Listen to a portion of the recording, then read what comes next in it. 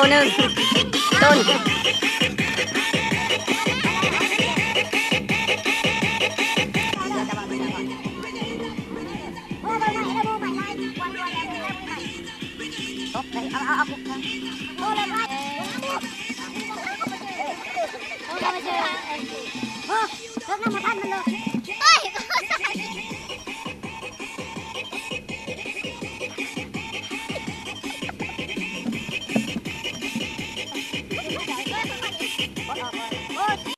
สวัสดีพี่น้องมาพบกับนักข่าวคนเก่าเจ้าเดิมหน้าตาบลาแต่เบาม่วนเอาไปสะพานเลยไปดิผู้ที่หนึ่งคือท้าวคำโกโจโกเจเกจกหูโอเคโอเค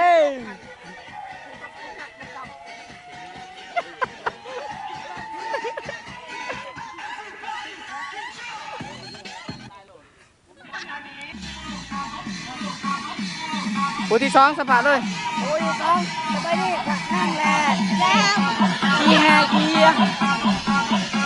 ให้เกียรติให้เกียรติสะพานเจ้าวุ้นอยู่ได้มาในงานนี้ปฏิกวาดเฮาเตาแลบัดหน้าเด้เอ้ยเอานี่คือผู้ที่สามคือสัญญาดาราแห่งทงหน้า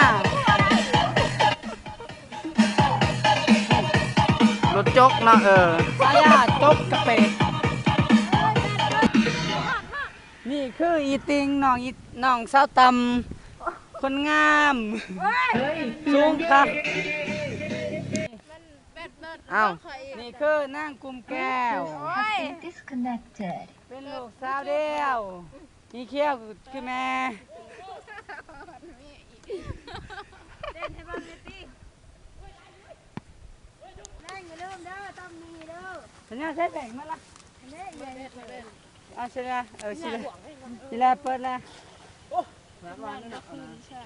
คิดบ่ได้ตอนเป็นในมานี่ให้มึงกันเองแล้วก็ลงขึ้นปอนดึงมือคอยจะเช้าใหญ่เอาตับมอดึงมึงเอาบอกมันหามันที่เขาบ่เห็นมันเขาบ่ได้มึงเอาจับปากสิงมไปวันที่3ต่อยกูจับตัวได้ยังนี่กี่ตัวบ่มึงได้บ่กี่ตัวบ่ฮะกี่ตัวบ่ได้ตัวเสี่ยวจะบอกคอยว่าเสี่ยวเป็นบ้าอะไรพี่เพกนะนี่แหละได้แล้วป่ะเปิดบลูทูธดิยกนี้เป็นยกไอจีขนาดวานมันจะเป็นแข็งลงไป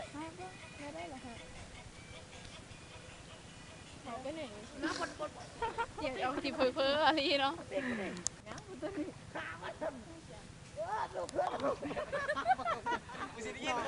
Bluetooth has been connected. ตัวนี้ได้แล้ว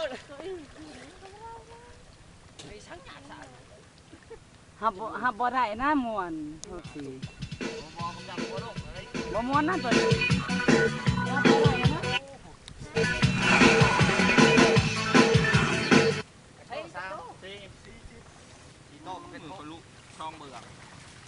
ข้าบ่ยังแกบตอนนั้นเด้ไม่คนลงเลยแต่ของน้องมึงเว้าในใจข่อยเอาหมดนี่แหละเว้ยผู้สาหนับใช่ไหมนี่ครับนี่คือชาวประมงเนาะชาวประมงเขาใส่เสียงฮะป้านะจับปลาหลักโซ่ขึ้นมาเบิ้งอย่าเสียฮาโต้ได้ไหมตัวหน่อยตัวนึง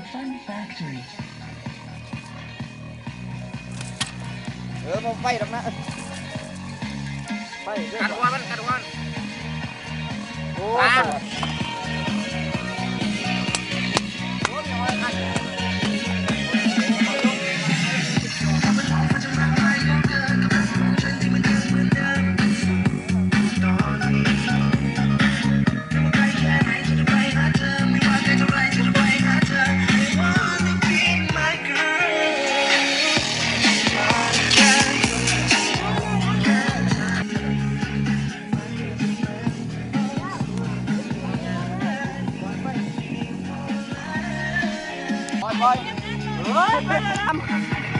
ท่านผู้ชมนี่กันข้ามวันเด้อเมื่อเกิดการ สบายดี ข้าขับใจ เออ